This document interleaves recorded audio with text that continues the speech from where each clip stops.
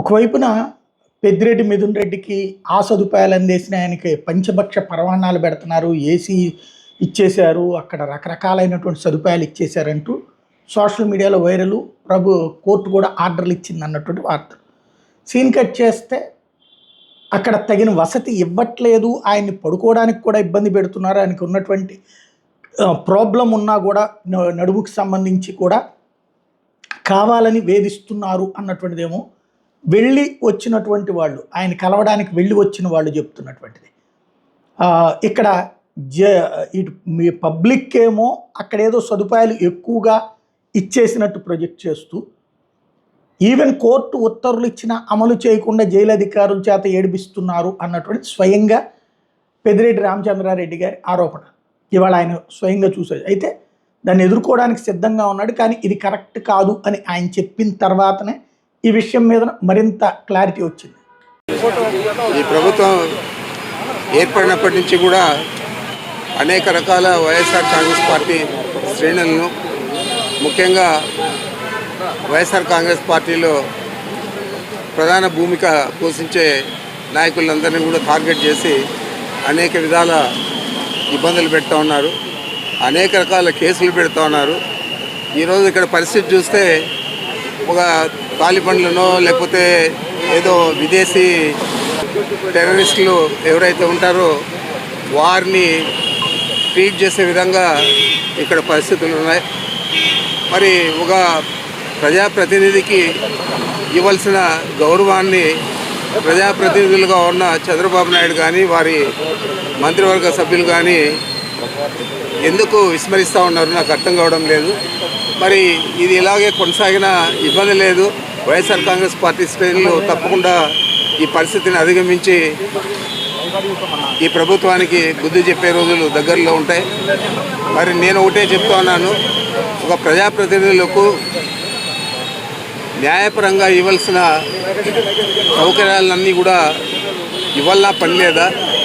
వారిని టెర్రరిస్టుల మాదిరి చూసి ఆ విధంగా మీరు వారిని ట్రీట్ చేస్తారా?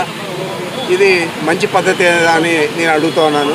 ఏదేమైనా కూడా ఈ ప్రభుత్వం తీసుకునే చర్యలన్నీ కూడా మేము ఖండిస్తూ ఉన్నాం. మీరు చేసే ఈ తప్పుడు విధానాలు రాబోయే రోజుల్లో ఇది ఒక అలవాటుగా మిగతా ప్రభుత్వాలకు కూడా మారకూడదని చెప్పి నేను తెలియజేస్తా ఉన్నా.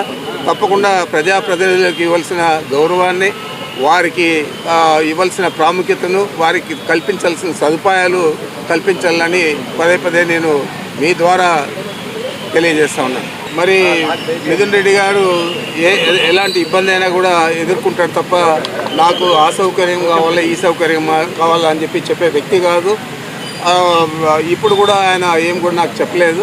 అయితే ఇక్కడ ఉన్న పరిస్థితుల దృష్ట్యా న్యాయపరంగా కల్పించిన సౌకర్యాలను కూడా అందజేసే పరిస్థితుల్లో లేదంటే ఈ ప్రభుత్వం ఏ విధంగా పనిచేస్తూ ఉందో, ఎంత ఖర్చుపూరితంగా వ్యవహారం చేస్తూ ఉందో అది మీ దృష్టికి తెస్తూ ఉన్నాను. వైఎస్ఆర్ కాంగ్రెస్ పార్టీ అధికారంలో ఉన్నప్పుడు మా నాయకుడు ముఖ్యమంత్రిగా జగన్మోహన్ రెడ్డి గారు ఏ డిస్టిలరీకి కానీ పర్మిషన్ ఇచ్చిన దాఖలాలు లేవు.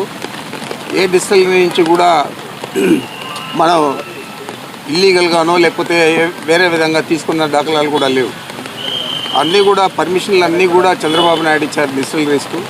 ఆ డిస్టిలరీస్ నుంచేనే మా ప్రభుత్వం కూడా పర్చేజ్ చేసింది తప్ప ఇవన్నీ కూడా ఈ ట్రాన్సాక్షన్ అంతా కూడా అఫీషియల్గా జరిగింది కాబట్టి బెవరేజెస్ కార్పొరేషన్ ద్వారా దీన్ని తప్పట్టే పని లేదు. ఢిల్లీలో ఆ ప్రభుత్వం గవర్నమెంట్ షాపులను తీసి ప్రైవేట్ వ్యక్తులకు ఇచ్చింది. జగన్మోహన్ రెడ్డి గారి ప్రభుత్వం ప్రైవేట్ వ్యక్తుల నుంచి తీసి ప్రభుత్వం నడిపింది. ఈరోజు మళ్ళా ప్రైవేట్ వ్యక్తులకు అప్పచెప్పే విధంగా ప్రభుత్వం నుంచి తీసి ప్రైవేట్ వ్యక్తులకు చంద్రబాబు నాయుడు ఇవ్వడం జరిగింది.